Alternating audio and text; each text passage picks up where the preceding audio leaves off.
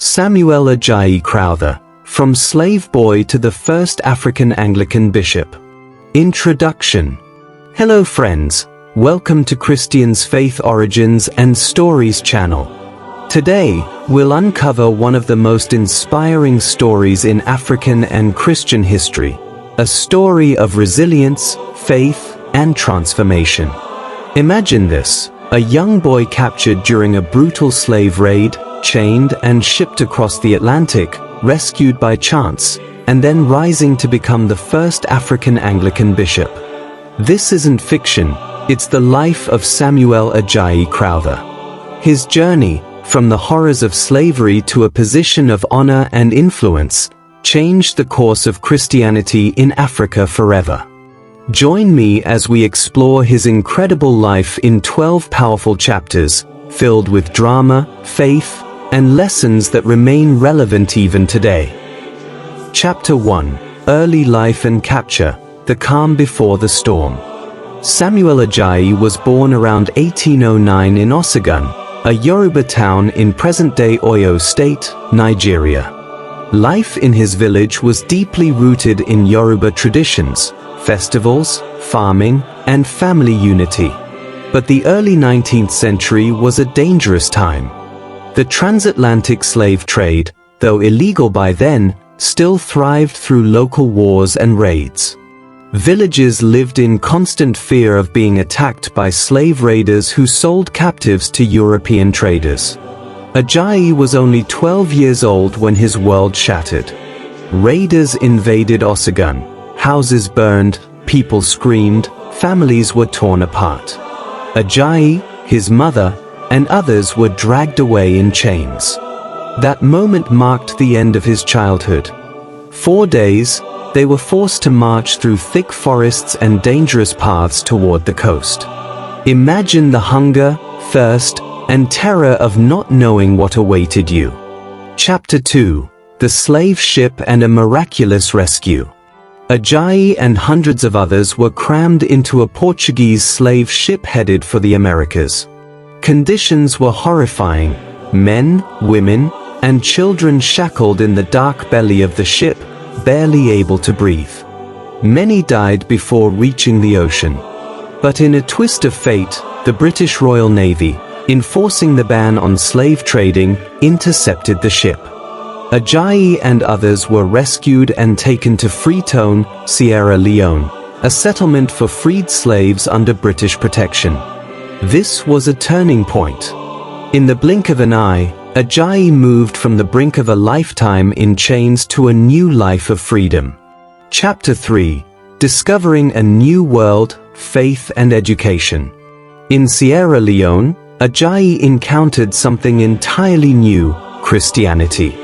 Missionary schools run by the Church Missionary Society, CMS, offered not just education but also hope for a better life. Ajayi quickly excelled in reading, writing, and languages. His sharp mind and humility impressed his teachers. In 1825, he was baptized, taking the name Samuel Crowther, in honor of one of the missionaries who mentored him. The boy who once faced death on a slave ship now discovered purpose, a desire to spread the gospel and uplift his people through education. Chapter 4. The Scholar and the Call to Mission. Samuel's brilliance opened doors beyond Sierra Leone. The CMS sponsored him to study theology in England, where he attended the Islington Institution, and later Forabe College in Sierra Leone, the first Western-style university in West Africa. In 1843, Crowther was ordained as an Anglican minister. For a former slave, this was extraordinary, a symbol of what education and faith could achieve. His mission became clear: return to his homeland and spread Christianity in a way that respected African identity. Chapter 5. Returning to his roots, the Niger Mission.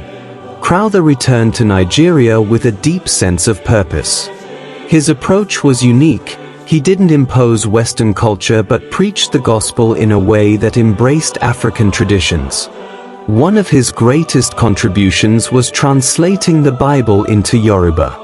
This was revolutionary because it made Christianity accessible and relatable to ordinary people. His missionary journeys took him along the Niger River, planting schools and churches and bringing hope where fear and darkness once ruled. Chapter 6. The Historic Consecration, a New Era Begins. In 1864, history was made. Samuel Ajayi Crowther became the first African Anglican bishop. The consecration at Canterbury Cathedral in England was a global event that challenged the racial prejudices of the time. For Africans everywhere, Crowther's elevation was a beacon of hope, a declaration that leadership was not tied to skin color but to faith and character. Chapter 7. Language, Culture, and Identity. Crowther was not just a church leader, he was a linguist and cultural bridge builder. He produced the first Yoruba dictionary, translated hymns, and standardized Yoruba spelling. By valuing African languages, Crowther proved that Christianity did not have to erase African identity but could thrive within it. His work laid the foundation for literacy and intellectual growth in Nigeria. Chapter 8. Social Transformation Through Education. Crowther believed that education was the key to liberation.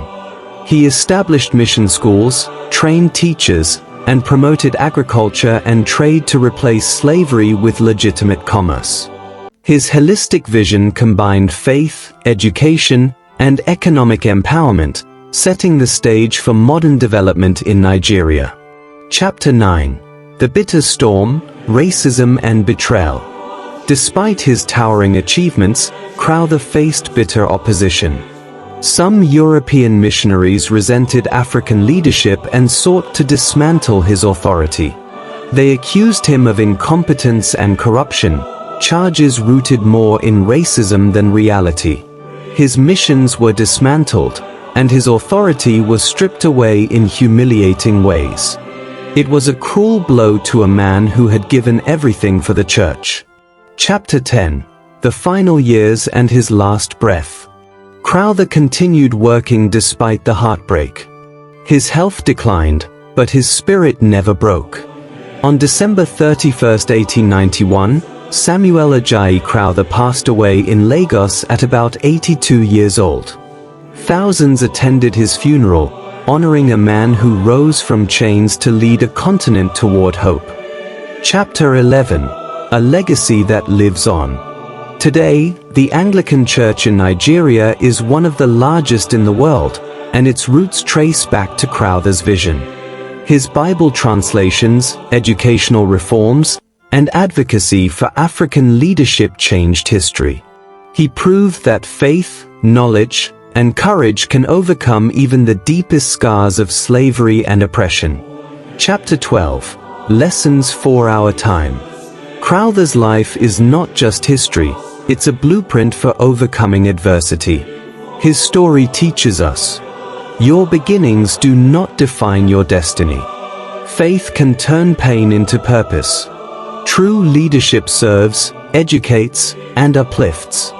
From a slave boy in chains to a bishop in robes, Crowther's life is proof that resilience and grace can rewrite any story. Closing statement. This is Christian's Faith Origins and Stories. Thank you for watching this incredible story of Samuel Ajayi Crowther, the man who turned chains into crowns. If this video inspired you, hit that like button, subscribe for more powerful stories, and share this with friends and family. See you next time.